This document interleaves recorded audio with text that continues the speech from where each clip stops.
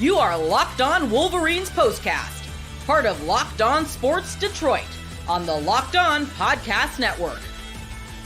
Your team every day. And oh, baby, who's still got a pulse after that one? I know I'm feeling it. My blood pressure's going up and down, the anxiety at an all-time high. But the Michigan Wolverines pull it off at home in epic fashion. It's a Kalel Mullings touchdown on fourth down, on fourth and goal for the win. Welcome into a live Locked On Wolverines postcast on Locked On Sports Detroit. I am your host, Jake Riepma. You can follow me on Twitter at Jake_Riepma, formerly with 97.1 The Ticket, now with Locked On and Locked On Detroit. Could be more fired up to have you along for the instant reaction post-game show. This is what Locked On Postcasts were created for. We just went through the highs, the lows of the Donovan Edwards fumble and everything, and now we get to commemorate about it all on a live Locked On Wolverines postcast. 27-24, the Michigan Wolverines are winners over the USC Trojans. As always, we thank you for making Locked On Sports Detroit your home for everything Locked On Detroit postcast, and that includes a Locked On Wolverines postcast. Thanks for making us your first listen. We are free and available wherever you get your podcasts and on YouTube. It's all part of the Locked On Podcast Network, your team each and every day. Shout out to Locked On Wolverines host Isaiah Hold. Been enjoying his content leading up to this game, getting us ready for USC Michigan. And now it's happened. It's in the books. We've got an instant reaction show, and I am fired up for that. But before we go any further, how about a huge shout out to today's presenting sponsor, making Locked On Wolverines postcast possible. Shout out to our sponsor, FanDuel. That's right. Today's show is brought to you by FanDuel. And right now, through September 22nd, so that date's coming up right now through September 22nd, all FanDuel customers can bet $5 and get a 3-week free trial of NFL Sunday Ticket from YouTube and YouTube TV. Visit FanDuel.com to get started. Woo! Now that we've kept the lights on and the housekeeping is under order, we can just unpack what we just saw. I mean, that game had it all, the highs, the lows, the ups and downs. And in the end, even though it wasn't very pretty, especially in that second half, and we knew through the air it was going to be this way, but 40 yards passing for the Michigan offense. They get a defensive pick 6 from Will Johnson. And again, this Michigan team finds a way, but my player of the game, and I think we can all agree, the thumbnail says it, and it's on our marquee as well, just the breakout game for Kalel Mullings, who had 2 touchdowns today, 159 yards rushing, 17 carries, and Michigan got back to doing what Michigan does best. They were physical, they ran the football, and I think the game-winning score is just a way for it all to culminate on 4th and goal. Everybody in the stadium knows what you're doing, and I think they even tried to get a little cute there on 2nd down with the maybe try and get a cheap touchdown on the play action pass up around the goal line, but it took 4 downs. They had to have a score because of the blocked extra point that made it a 4-point game when USC scored instead of a 3-point game. And with all eyes in the big house, all eyes knowing what this Michigan Wolverines offense was going to do, they dug in, they got the push, and on 4th and goal, they get the touchdown. Mullings finds Pater for the 2nd time. And I think you got to give a lot of credit to that defense too, because USC still had some time to try and get into field goal range, only a 3-point game, and Wink Martindale had the defense prepared and ready to go for that final drive, and they make enough stops to ultimately preserve the victory. And again, you never felt comfortable in this one, and why would you? It was everything that you could ask for in a matchup of 2 really good teams. Welcome to the Big Ten for USC and Michigan. Sherrone Moore said it postgame how proud he is of this team. You got to feel good about the Wolverines getting a gutsy win. So welcome into the live Locked On Wolverines postcast. I know we got a lot of people still joining us, and this is it. We've had some Wolverine postcasts throughout the season already, and this feels really, really good because not only was it a gutsy win that went down to the wire, but I think a statement win too. And admittedly, I was a part of, the noise maybe that was saying, okay, what do we have here in this Michigan team? A lot of questions. Certainly the performance against Arkansas State didn't leave you with resounding confidence by any means. We know what Texas did when they entered the Big House, but this was a statement win for the University of Michigan. Now, lots to clean up. I think we can all agree on that. And it starts at the top at the quarterback position. Alex Orgi, just so one-dimensional. And we knew that coming in. Nothing was done to change that. 7 of 12, these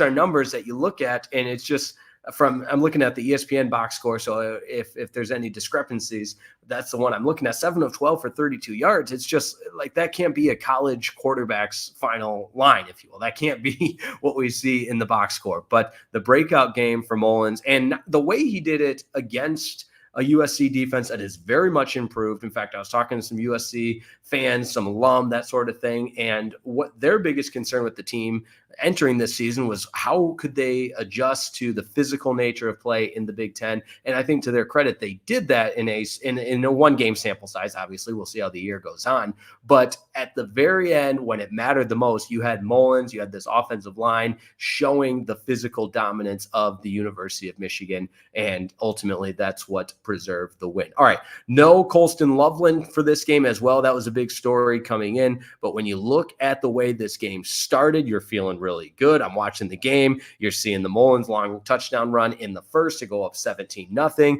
Donovan Edwards gets in on the action with a 41-yard touchdown drive, or 41-yard touchdown run. The two big plays, I think, help the Michigan offense, obviously, because the sustaining drives was not something we saw in the second half. And Michigan's points in the first half came from those big plays, which is a credit to being opportunistic by both Mullings and Donovan Edwards. And so when you look at that first half score, and USC did come back and get the field goal before the conclusion of the first half, you're thinking, all right, here we go, 14-3. Now let's sustain what we can in the second half. But you knew Miller Moss and this offense was going to wake up. They had the touchdown drive right away, culminating with the 9-yard touchdown pass to make it 14-10. And then this was, okay, again, I'm pointing out the obvious here when I say this was a game-changing play. And I know everybody in the comments are going to get on me, and that's fine. That's fine. That's what doing this business is all about when you're talking about the game. But the way that game shifted with the 42-yard interception return for a touchdown by Will Johnson,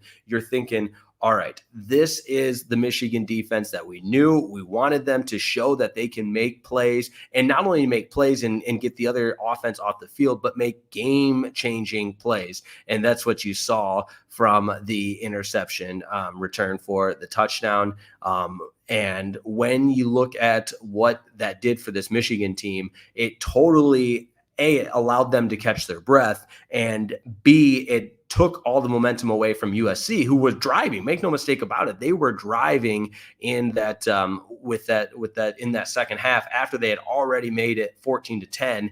And instead of it being maybe 17-14, maybe they get a field goal 14-13, it's Michigan up 20-10. Now, this is where the game started to turn. And I'm watching this game thinking they're not winning this game. They are losing this game when Miller Moss finds Jacoby Lane for the 24-yard touchdown to go ahead.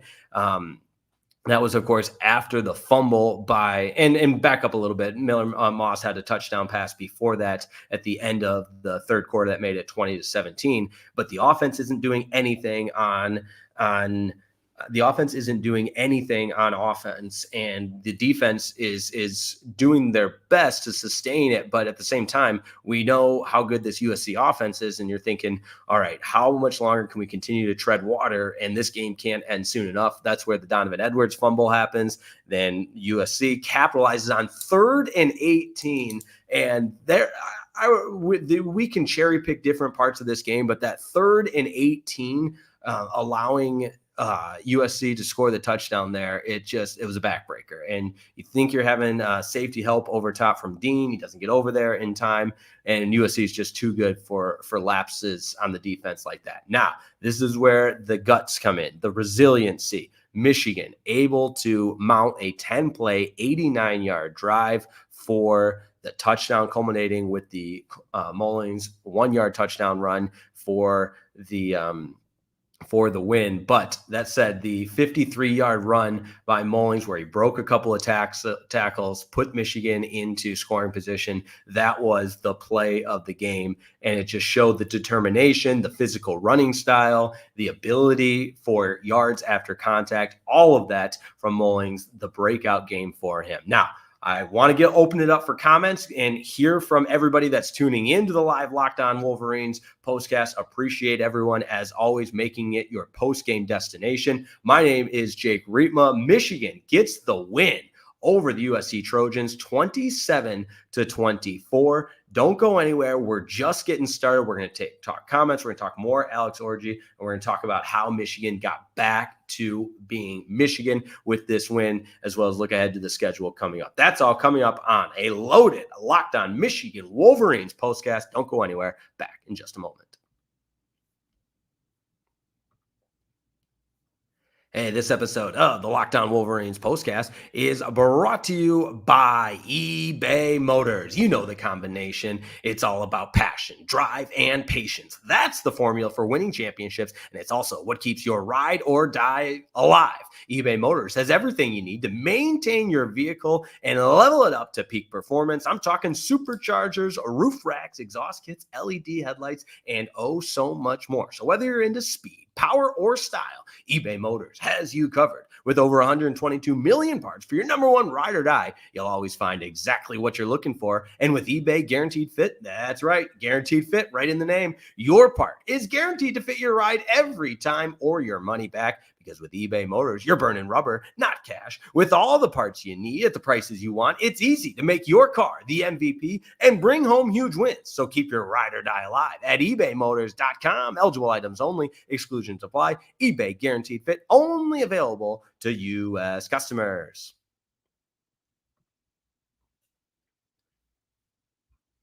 All right, it's a live Locked On Wolverines postcast after a gutsy win over the USC Trojans, 27-24 at the Big House. Michigan now 3-1, 1-0 in the Big Ten. USC falls to 2-1 and 0-1 in the Big Ten. Their welcome to Big Ten football, greeted by a physical Michigan Wolverines team who got it done on the ground. And overall, as a team, 290 yards rushing, averaged nearly 6.3 yards per carry. That was 46 carries for Michigan's offense. They ran the ball 46 times. It wasn't always pretty, but this was a Michigan win. Kalel Mullings, 17 carries, 159 yards, and a couple of long ones that bumped that average up to 9.4 yards per carry. The 2 touchdowns, including the game winner, which was just epic. And Donovan Edwards, I know he had the fumble, but we saw some flashes of the Don with 14 carries, 74 yards, and that long touchdown run. And you knew Alex Orgi was going to run the ball quite a bit, 13 carries for just 43 yards, so he never really got loose. But that being said, love what you saw from Mullings, the 53-yard touchdown run, the 50-plus yard run on the final drive that allowed Michigan to come back and win this game.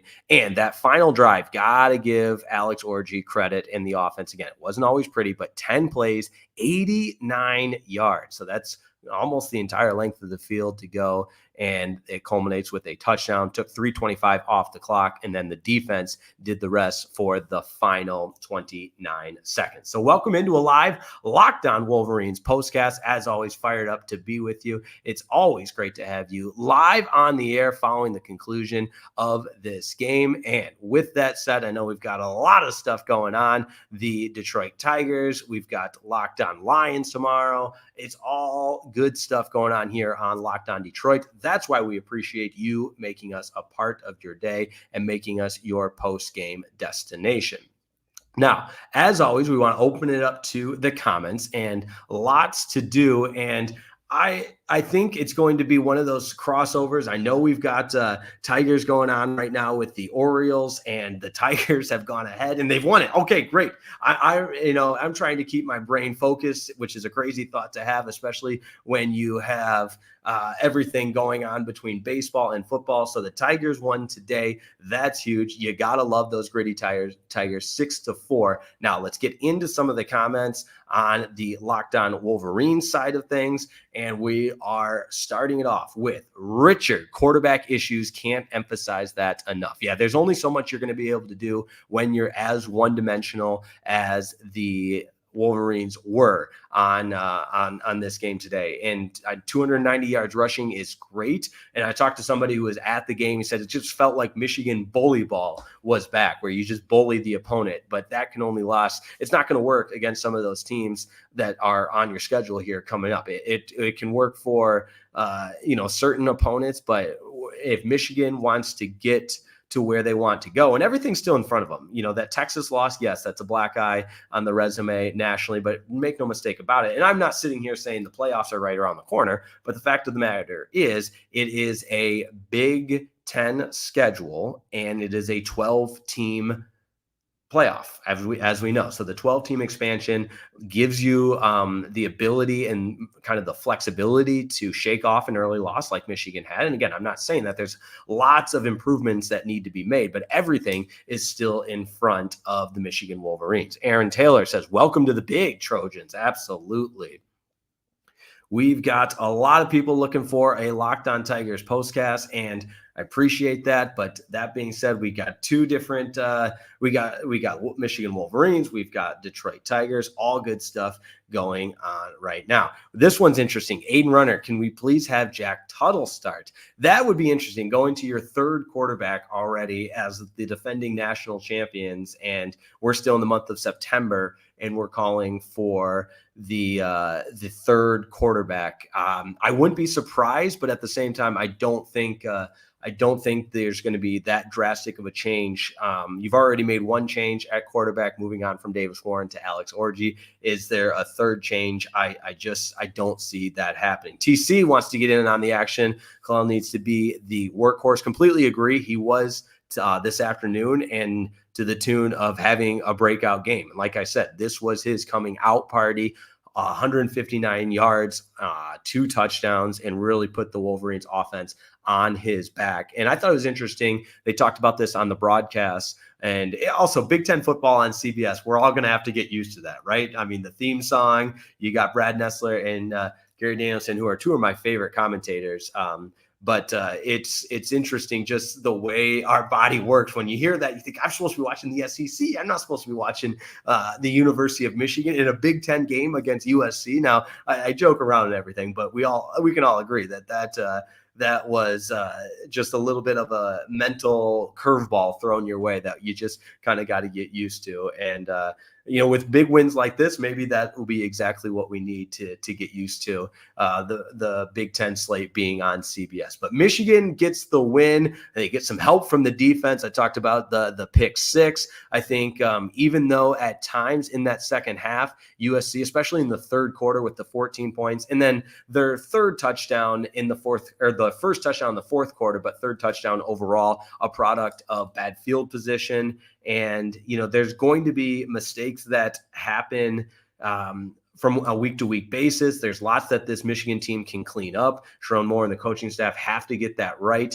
And you look at this Michigan schedule of who they've got coming up, and this Michigan team has some tests in front of them. We're still getting to know everybody as far as the Big Ten slate, but you feel good about their chances next Saturday at home against Minnesota. Washington and Northwestern just kicked off. That's Michigan's following opponent on October the 5th. And then Illinois, much improved. We're not sure how big that win on Friday, just last night, was against Nebraska. We still don't really know who Nebraska is. And then, of course, you get the rivalry with Michigan State for the Paul Bunyan Trophy. And then Oregon, number 9 team in the country. There's a lot of tough opponents on that schedule. Indiana's much improved. But that being said, one game at a time. There's some coach speak for everybody. One game at a time. Like this comment here from Aiden Runner. Behind JJ, he was fine when he played, about referring to the Don, maybe moving him.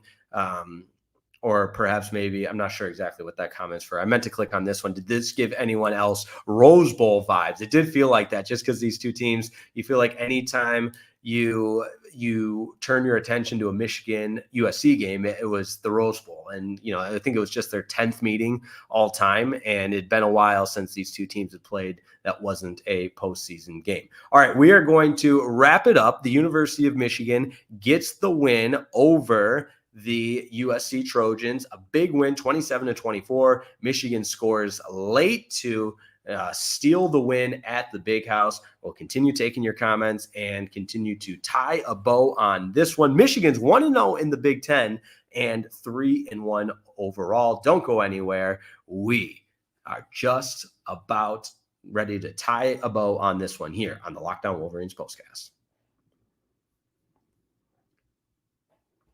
Hey, this episode of the Locked On Wolverines postcast is brought to you by FanDuel. That's right. We've been telling you all about FanDuel, and why wouldn't we? It's America's #1 sportsbook, but something a little different for you right now. A little curveball, if you will, because right now through September 22nd, that is tomorrow, folks. So the clock is winding down, just like Michigan showed poise, and they were cool, calm, and collected as the clock was winding down tonight. You got to be cool, calm, and collected. And before September 22nd, all FanDuel customers can bet $5 and get a 3-week free trial of NFL Sunday Ticket from YouTube and YouTube TV. Then, with the YouTube TV base plan, you'll be able to watch every regular season Sunday afternoon out-of-market game. All you need is a Google account and a current form of payment, and you can cancel anytime. Just visit FanDuel.com, download America's #1 sportsbook.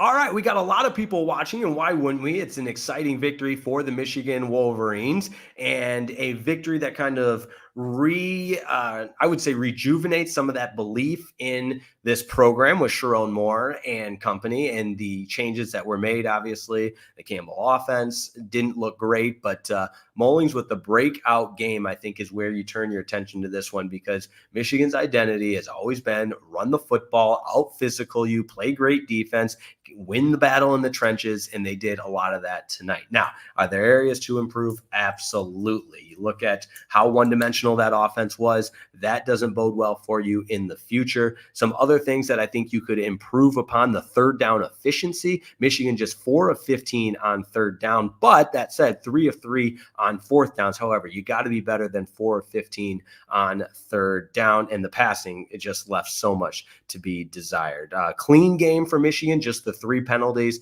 compared to USC's 6. You look at the time of possession, pretty even, 30 minutes for USC, 29 for Michigan. So nothing really to write home about that. The 2 fumbles, you got to clean that up. And for the Michigan defense, they do force the 2 turnovers, and that helps you as far as obviously the pick 6 helps you in a lot of different ways, but just shows what this team can be when they're at their best. I think we can all agree when this team is at their best, it's what that last drive looked like. You get the stop defensively, because USC got the ball back. Let's not forget that. After going up, USC's up, and they were talking about this on the broadcast. I thought Lincoln Riley, he threw the 2 screen passes, which you understand you're trying to keep the defense off balance. You throw the screen passes because you're thinking that's an easy completion. You can, at least if you don't get the yards, you're at least keeping the clock going. But to Michigan's defense's credit, they forced the pressure in 2 incomplete passes on those screen passes. And so not only do you not gain any yards with the incomplete pass, but this clock stops. So I thought, if you're a USC fan tuning into the stream, you're thinking you choked that game away. You gagged it. You had the ball